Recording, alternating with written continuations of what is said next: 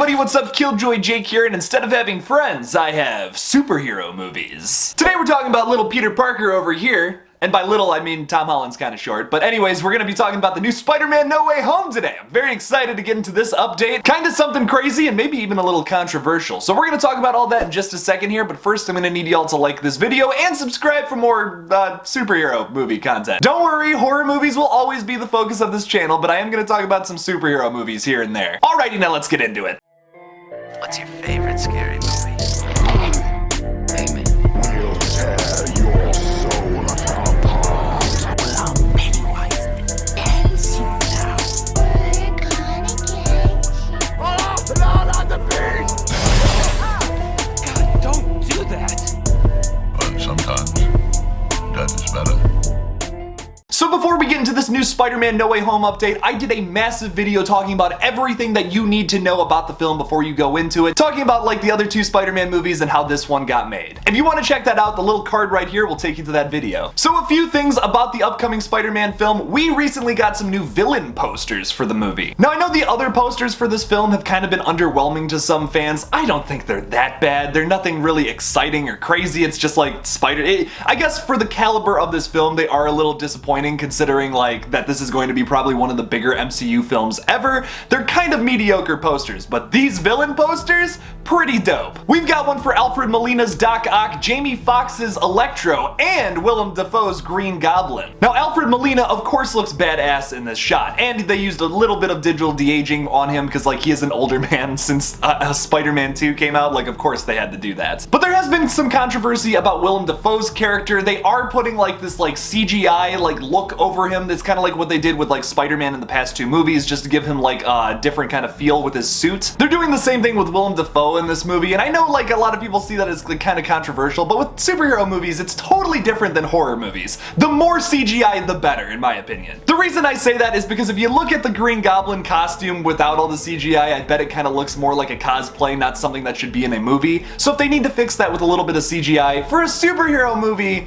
okay, that's fine. For a horror movie where you're trying to terrify me and you're trying to make me think like, oh, this is real, this is in your face, and like this is something that could really happen to you, that's a different story. Personally, I don't really mind a little bit of CGI in my superhero movies. If you gotta add that in there to make it like a little more crazier, have some like these big explosions and big like action sequences, obviously there's going to be a lot of CGI in a Marvel movie, I really have no problem with that. Overall, I think these villain posters are pretty awesome and some of the best posters for this new film to date. I cannot wait for this thing on December 17th. I already have my tickets.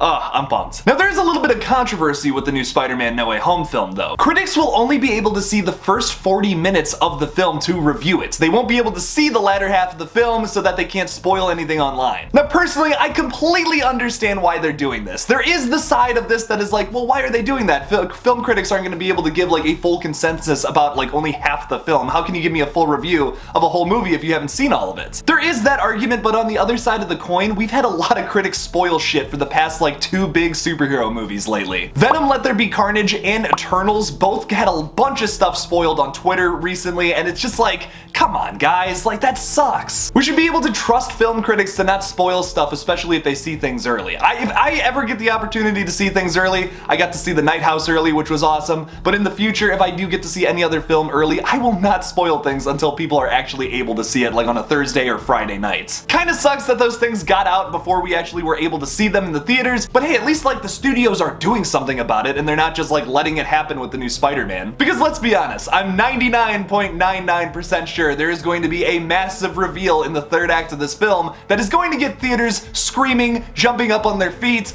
Oh my god, it's gonna be nuts.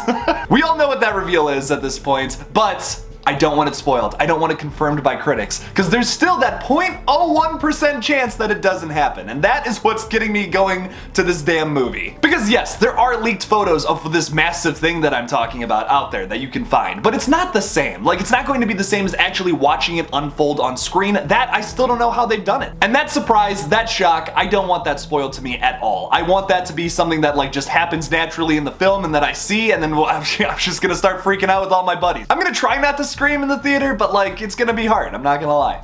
I also might start crying, but you know, all of my other buddies who are huge Spider-Man fans will be crying too, so it won't be like kind of weird. So fuck it. I am so excited to cry in the movie theater in just 2 weeks. What do you guys think about this new film? Are you excited for Spider-Man No Way Home? Are you not? Why are you watching this video? If so, I have no idea. Leave me a comment about the film down below. Thank you all so much for watching my new Spider-Man No Way Home update. The next video I do on Spider-Man No Way Home, I have a crazy theory video about like the future of the Spider-Man franchise and like where they're going with it. So stay tuned. Make sure to like this video, subscribe, follow me on all my socials. My Patreon is down below there too. If you like seeing these videos, you want to see more of them in the future, make sure to support me on Patreon because then I can keep doing this. That would be great. Thank you all again for watching, and as always, don't forget to kill it out there, y'all.